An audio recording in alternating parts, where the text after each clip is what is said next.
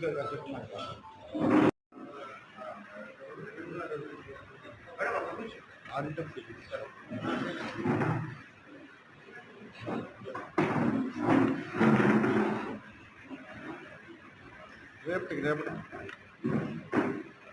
అందరూ స్టార్ట్ చేద్దామండి. పేరు డిజిగ్నేషన్ చెప్పి స్టార్ట్ చేయండి. అందరికీ నమస్కారం. నేను రిటైర్డ్ ఐఏఎస్ అండి. Retired secretary government of AP 2020 retire అయ్యాను. ఈరోజు ఈ ప్రెస్ మీట్ ఏర్పాటు చేసిన సందర్భం ఏంటంటే ఈ నెల 30వ తారీఖు సోమవారం నాడు జనతానాథ్ మైదానంలో జరిగేటువంటి దళిత క్రైస్తవుల ఆత్మగౌరవ సభ గురించి మీకు అందరికీ తెలియజేయడానికి ఇక్కడ సమావేశమయ్యాం. మీకు అందరికీ తెలుసు, గత 75 సంవత్సరాలుగా ఈ దేశంలో ఉన్నటువంటి దళిత క్రైస్తవులు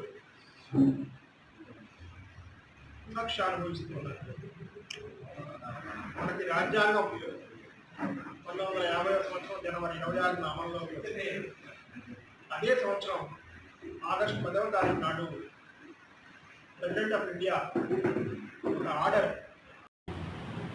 రాష్ట్రంలో ఉన్న దళిత క్రైస్తవులు అందరూ ఎవరైతే ఈ ప్రసారం ముఖ్యంగా చూస్తున్నారో, నా మాటలు వింటున్నారో ఇప్పుడు వారందరూ కూడా పెద్ద సంఖ్యలో వారు, వారి మిత్రులు, వారి కుటుంబ సభ్యులు అందరూ కూడా ఈ మీటింగ్కి తరలి రావాలని చెప్పి నేను మనస్ఫూర్తిగా కోరుకుంటున్నాను.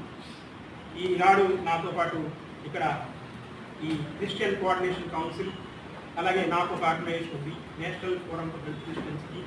ఈ రెండు ఆర్గనైజేషన్స్ కలిపి దీన్ని ఆర్గనైజ్ చేస్తూ ఉన్నాయి. ఇవాళ క్రిస్టియన్ కోఆర్డినేషన్ కౌన్సిల్ తరఫున డానియల్ గారు ఇక్కడ ఉన్నారు.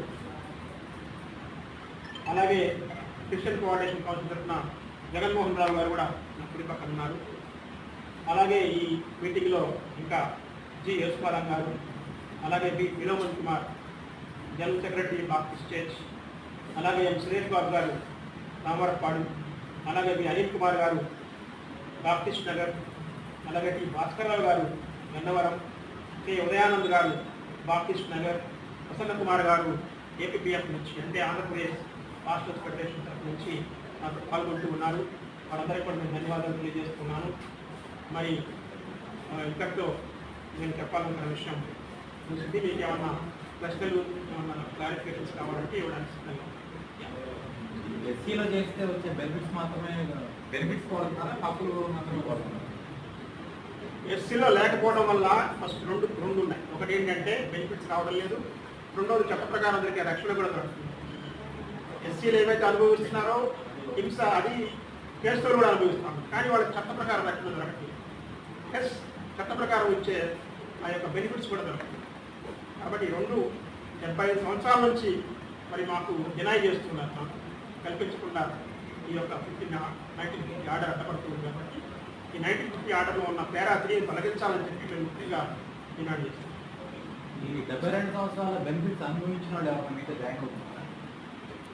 అవ్వచ్చు, కొంతమంది ప్రోగ్రెసివ్గా ఉన్న వాళ్ళు జాయిన్ అవుతారు.